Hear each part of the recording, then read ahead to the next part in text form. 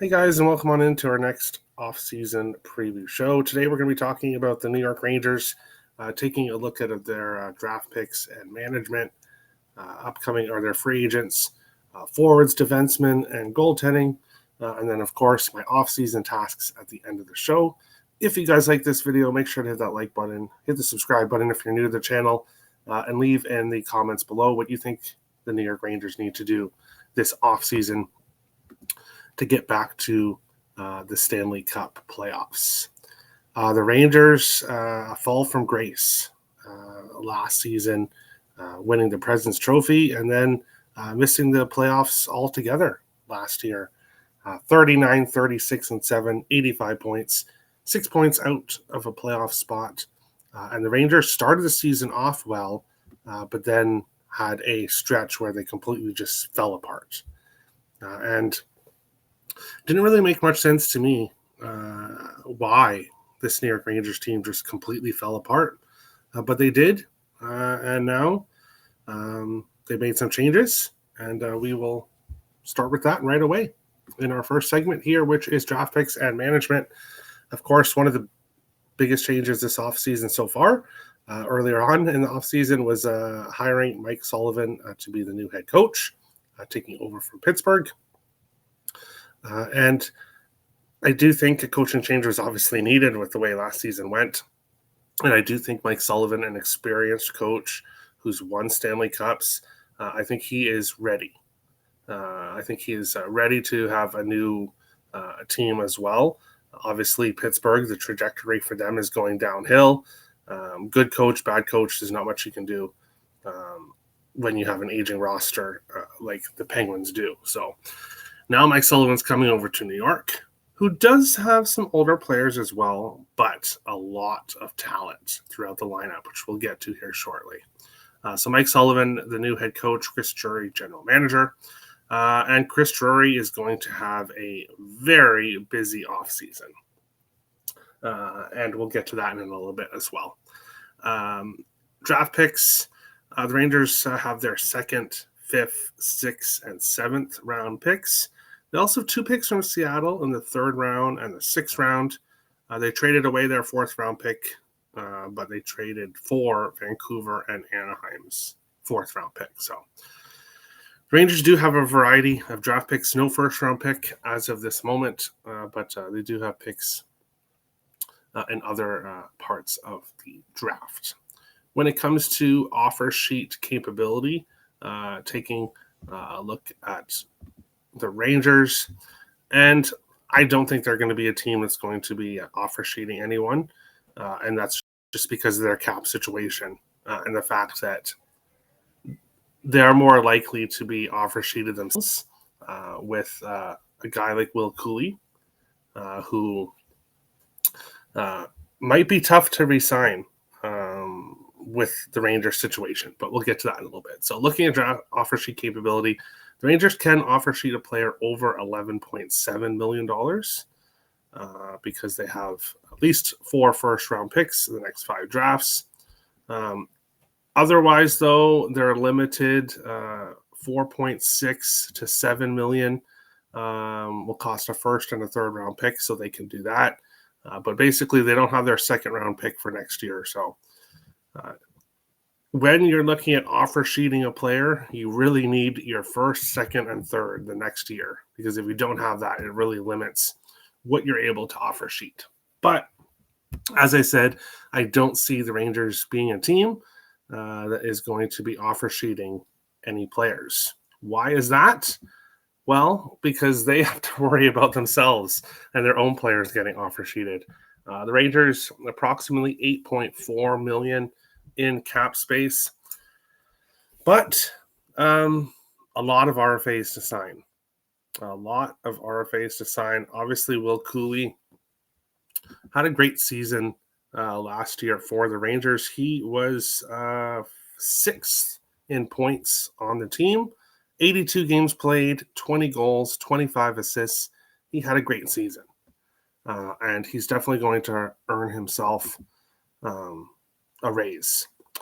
Matt Rempe, It's funny, if you watch the season preview show for the Rangers last year, I did mention Matt Rempe props.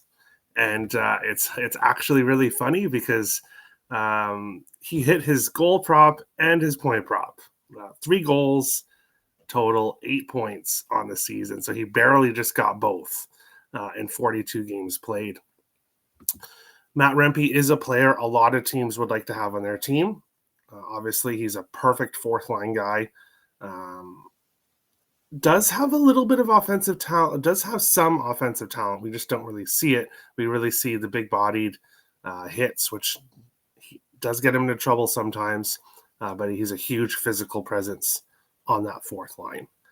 Then you've got guys like Edstrom, Arthur Kaliev, Matthew Robertson, Zachary Jones, other RFAs that need to be signed, and then Keandre Miller, who it's going to be difficult for the Rangers to keep. When you're looking at it, keeping Will Cuylie and keeping Keandre Miller is going to be tough in this situation here. The Rangers are at this moment, unless they can get some pretty cheap deals done with those players. Keandre Miller, 27 points, 74 games last year on the defense, and he was second in points on that defense. So behind Adam Fox, the next best scoring defenseman was Keandre Miller. So Nicholas Aube-Kubel, Calvin DeHaan, sorry guys, but I would be absolutely shocked to see the Rangers re-sign those UFAs.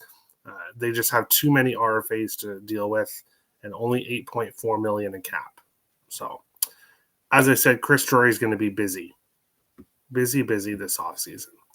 Taking a look at the forward group, now, of course, the projections are assuming that all RFAs are re-signed, which in this situation with the Rangers might be kind of tough. But at this moment, this is how the projected forward group would look like next year.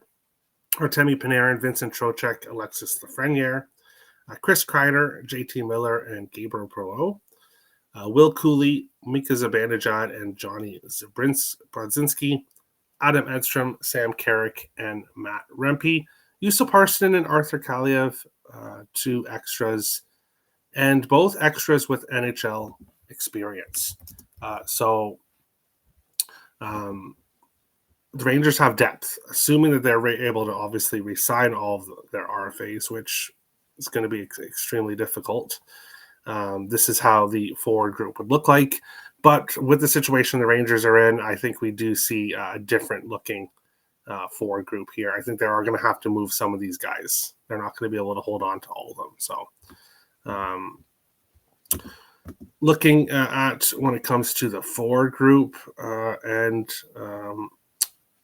financial situation, Artemi Panarin is in the last year of his deal, $11.6 million cap hit, but they're not trading Artemi Panarin. I don't see that happening. I think the best, the highest odds of a player being moved, I think, would probably be Chris Kreider. He's 34 years old, $6.5 million the next 2 seasons. So trading Chris Kreider, I think would, and he's one of the few options that the Rangers really have. That's really going to save you much money at all. You're not trading JT Miller. Alexis Lafreniere, 4 more years at $7.4 million. I don't see the Rangers really moving on from him. Mika Zibanejad, $8.5 million for the next 4 years, and I know a lot of Rangers fans really were not happy with Mika Zibanejad last year, but he was still second in points on the team behind Panarin. 20 goals, 42 assists, 62 points. So Zibanejad still had the second best offensive season of any Ranger player last year. So he still has production value. Really, if the Rangers want to free up some cap space, they're going to have to look at moving Kreider or moving Zibanejad. And I think the Rangers team could do this and not be drastically bad or drastically fall off, I think, offensively. Like I said, they do have other guys here that could potentially step in if need be.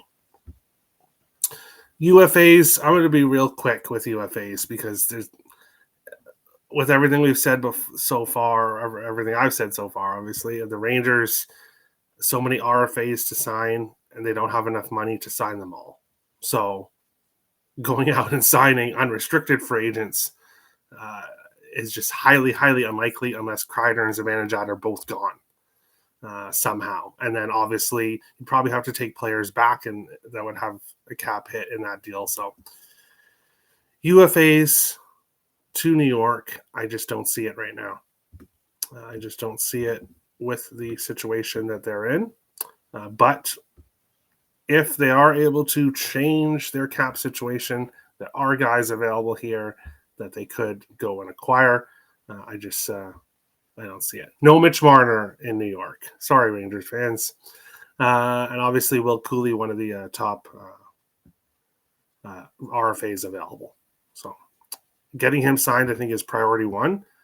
And if you're not able to trade Kreider or Zibanejad, then looking to move on from K'Andre Miller might be in the cards as well for this Rangers team. Looking at the defense, Carson Soucy and Adam Fox, K'Andre Miller and Will Borgen, Urho Vakanainen and Braden Schneider, and then you got Zachary Jones and Matthew Robertson as well. Both RFAs that obviously need to be signed, but I like this defense. There's a lot of young guys in this defense, but I like it overall. I think it's a good defense overall. I don't think you drastically need to change it.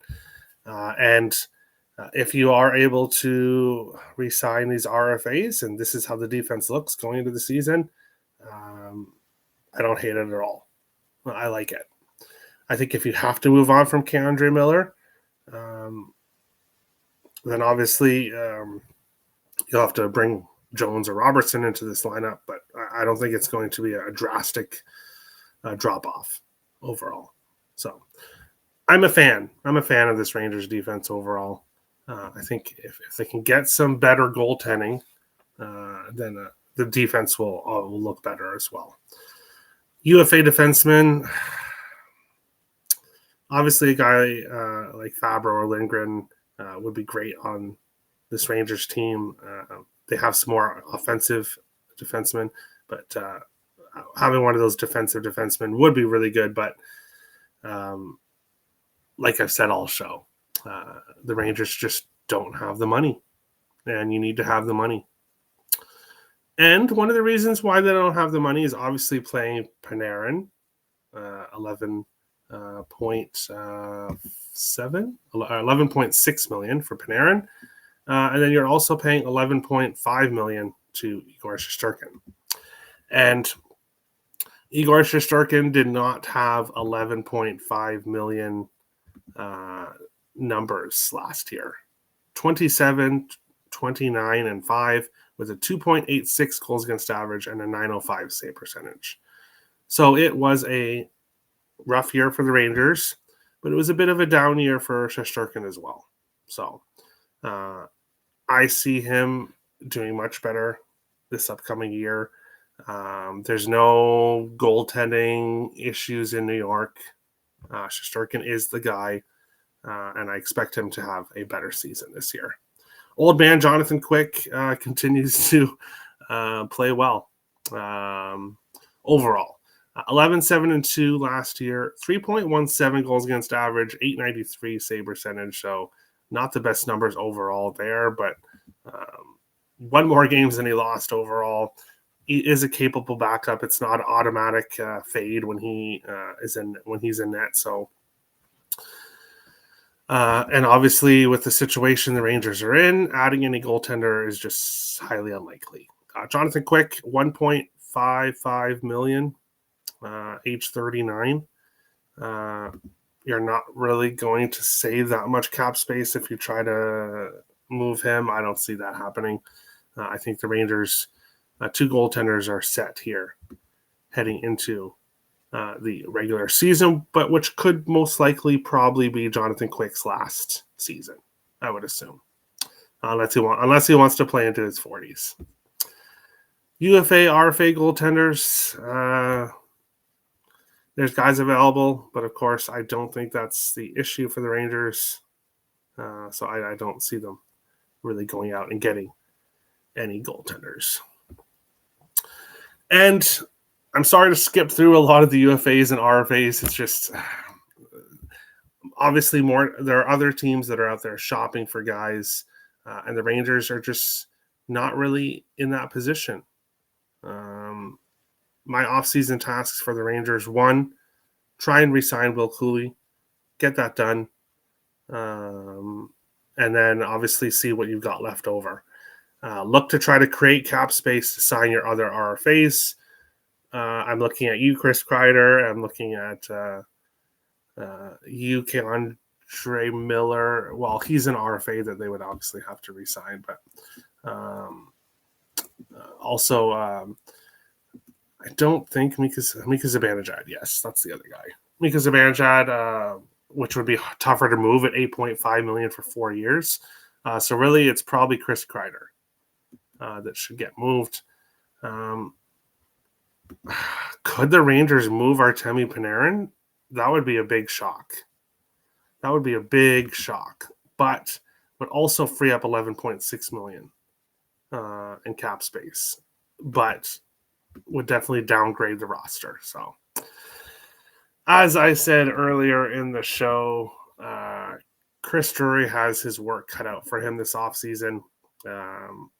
Yes, only 2 offseason tasks written here, but the second one is big because you have to trade to free up cap space and then obviously use that cap space to re-sign more of your RFAs. That is the New York Rangers offseason preview show. Make sure to hit the like button if you guys like the video. Hit the subscribe button if you're new to the channel.